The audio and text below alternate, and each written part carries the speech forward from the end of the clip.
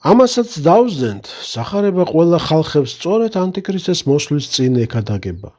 მაშინ, როცა ეშმაკი უკვე საკმაოდ თავისუფლად იმოქმედებს დედამიწაზე და აქტიურად მოამზადეს თავისი კაცის გამეფებას. მას რატომ ვერ შეძლებს წინ აღუდგეს მისდამი ყველაზე მტრულად განწყობილი სწავლების ესოდენ ფართო გავრცელებას? განაცხადი არ არის, რომ ეშმაკი სახარების გარეგან სიტყვიერ ქადაგებას კი არ დააბრკოლებს, არამედ ქრისტეს მცნებების შესრულებას, ქრისტიანობის თვით არში წტომას. იგი ყოველხრივ შეეცდება ქრისტეს რწმენის გამიწიერებას და რაციონალიზირებას. თავისთავად სეკულარიზებული, ფრთამოკვეცილი ქრისტიანობა კი არათუ საშიშია ეშმაკისთვის, პირიქით მის წისქვილზეც კი ასხამს წყალს. ანტიქრისტეს ხომ ქრისტეს მესიად, ღმერთკაცად გაასაღებს თავს.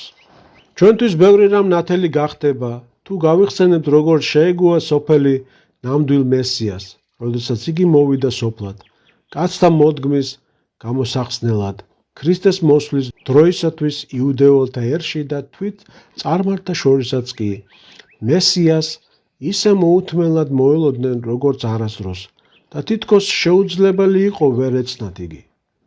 მისი მოსვლისათვის ლოცულობდნენ ტაძრებსა და სახლებში, მსჯელობდნენ სინედრიონებსა და სინაგოგებში, წინასწარმეტყველთა ყველა გამონათქვამებში დაეძებდნენ ცნობებს მესიის შესახებ. იმისათვის, რომ გაქცეოდნენ საფრთხეს, ვერ ეცნოთ და უარეყოთ ჭეშმარიტი მესია, ან მიეღოთ ცრუ მესია, იუდეველი მწიგნობრები ცდილობდნენ წინასწარმეტყველთა ნაწერებში ამოეკითხათ ყველა მითითება მის სახესა და მისი მოსვლის დროზე. ამ მიზნით სინაგოგებში შეადგინეს ვრცელი სწავლება ჭეშმარიტი მესიის ნიშნების, ანუ მისი სახელების, წარმომავლობის, ბუნების, თვისებების, მოქმედებების, მოთხოვნების შესახებ და ეს სწავლება ყველა სინაგოგაში იქადაგებოდა. სწავლულ რაბინთათვის დამახასიათებელი დაზუსტებებით ბევრი აზრი და განმარტება მესიის თაობაზე შეუმჩნევლად გადავიდა სკოლებიდან ხალხში, ასე რომ უკვე მდაბიო ერსაც კი მიაჩნდა, რომ თავისუფლად შეეძლო მესიაზე მსჯელობა. მესიის ამგვარი საყოველთაო მოლოდინის პირობებში, როცა ასე ზრუნავდნენ, რაიმე შეცდომა არ დაეშვათ მისი მოსვლის დროს, განა შეიძლებოდა იმის დაშვება, რომ მოსულ მესიას ვერ იცნობდნენ, უარყოფდნენ, განჭდიდნენ და ბოლოს ჯვარს აწმევდნენ, მაგრამ ეს მოხდა. მთავარი მიზეზი ასეთი დამღუპველი სიბრმავისა შემდეგი გახდათ. იმისათვის, რომ სარწმუნოებით და სწორად მიეღო ის, ვინც ზეციდან ჩამოვიდოდა, რათა კაცნი მიწიდან ზეცად აეყვანა, იუდეულ ერს ცოტათი მაინც უნდა ჰქონოდა ზეციურის განცდა, მარადიულის წყურვილი, წმინდა და მაკურთხეველი ძალისადმის წრაფვა. მაგრამ სწორედ ეს იყო მათი ნაკლი. უმრავლესობას ნამდვილ ღმერთად იეჰოვა კი არა, ოქრო და საკუთარი მუცელი ყავდა. ამას გარდა ძველი წინასწარმეტყველები მესიას სახავდნენ უდიდეს წინასწარმეტყველად, პირველ მღვდელმთავრად, აღთქმის ანგელოზად, საყოველთაო შერიგების მსხვერპლად და ასე შემდეგ.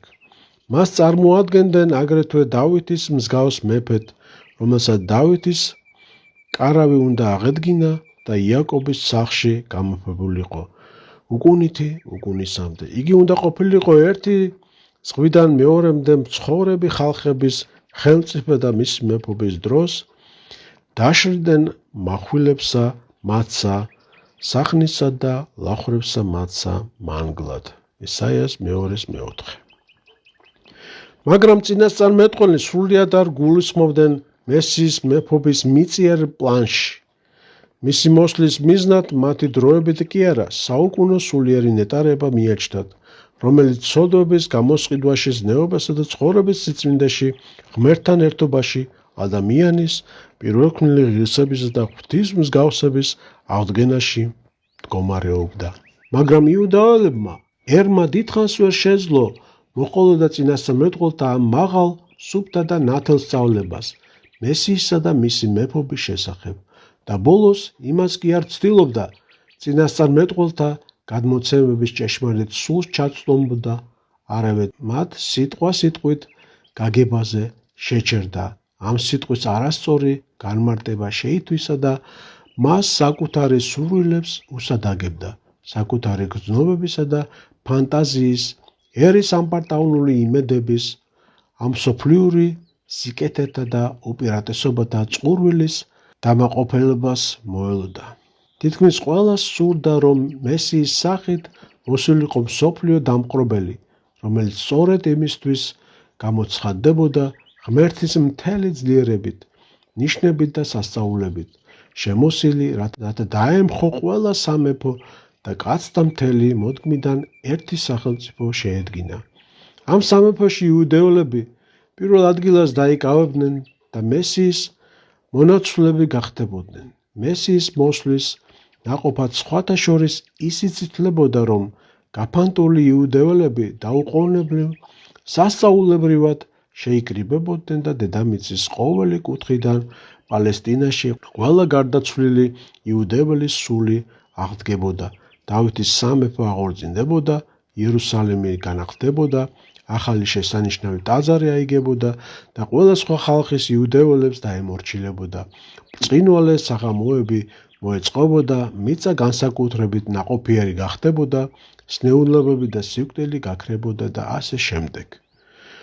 რა კი იუდეველთა გული და გონება ასეთი დამღუპველი სიბმავით იყო შეპყრობილი, რა შთაბეჭდილება უნდა მოეხდინა იესო ქრისტეს გამოჩენას მათ შორის? იგი მოვიდა არა מחვილით, არა დიდებითა და ზარზეიმით, არამედ ხალხის მასწავლებლის უბრალო და მდაბიო სახით, არა ჯარისკაცთა ლეგიონებით გარშემორტყმული, არამედ 12-ოდე უბერი და გლახაკი მოწაფის თანხლებით.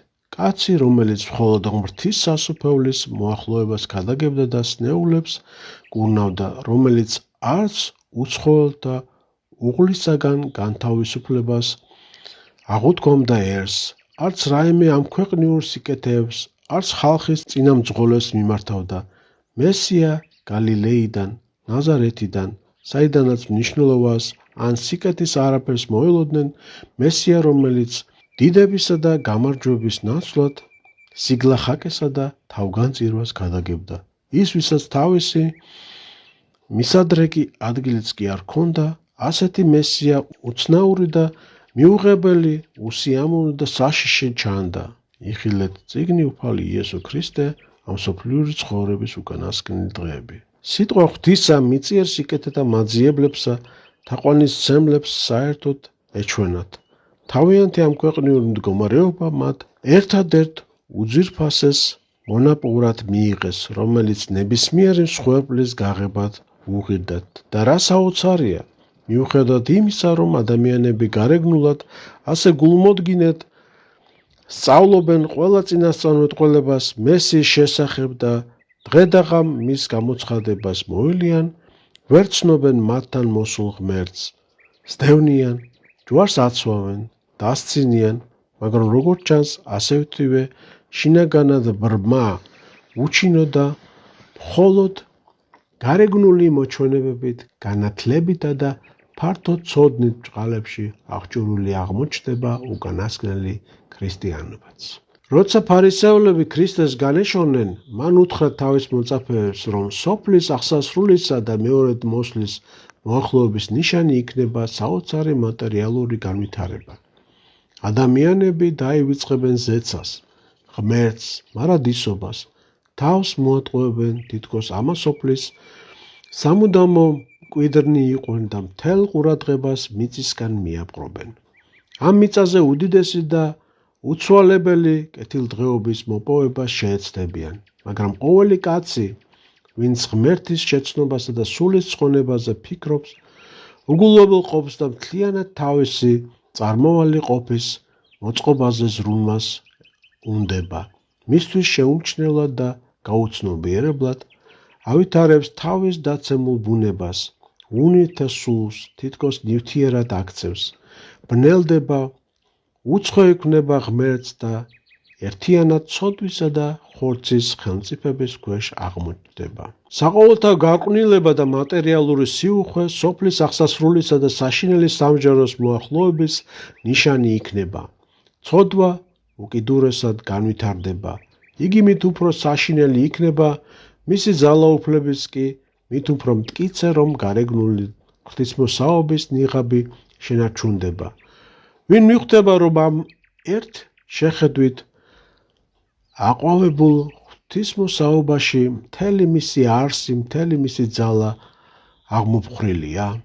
იგივე ხდებოდა იუდეველთა რელიგიაში ქრისტეს დროს, მაგრამ ამას ხალხი ვერ ხედავდა. ვერ ხედავდნენ ვერც მწიგნობრები, ვერც ლევიტელნი და ვერც იუდეველთა პირველ მოძღვარნი თავიანთი ცოდნითა და სწავლებით რომ მოჰქონდათ თავი. მათი ეს ცოდნა და განსწავლულობა მხოლოდ სამღვთო ჯულის შესწავლაში მდგომარეობდა, მაგრამ ეს იყო მარტო მწიგნობრული ცოდნა. სინამდვილეში კი ღვთისმცნებების საპირისპირო ცხოვრობდნენ. ასეთი ცხოვრება კლავს რწმენას. კაცობრიობა ვერ დაინახავს თავის უბედურების სრუნვის და სულიერ პლანში პირიქით იგი ქვეყანას ამცნობს თავის წარმატებებს, რადგან დააბრმავებს მატერიალური განვითარება, წარმავალსა და ამ მსოფლიოს რომ ემსახურება და უარყოფს ქრისტიანულ განვითარების სულისთვის, მარადიულისთვის, ღმერთისთვის. რაკი ზურგს შეაქცევს იმ მიზანს, რომლისთვისაც ადამიანს ღმერთმა მიწაზე სტუმრობა განუწესა. კაცობრიობა თვითნებურად ამოირჩევს მიზანს. ეს მიზანი კი კაცის ხანმოკლე ცხოვრებას მარადისობად მოაჩვენებს და ისიც სულისა და ხორცის ყველა ძალას გამოიყენებს არა საუკუნო ცხოვრებისათვის მოსამზადებლად, არამედ უმაღლესი ხორციელი კეთილდღეობისა და განცხრომის მოსაპოვებლად. აქა ამ სოფლის სასტუმროში თითქოს ყველაზე მტკიცე მარადიულ სამყოფელში იყოს. წმინდა ეგნატე ბრანჩოვანი მეოთხე ტომი.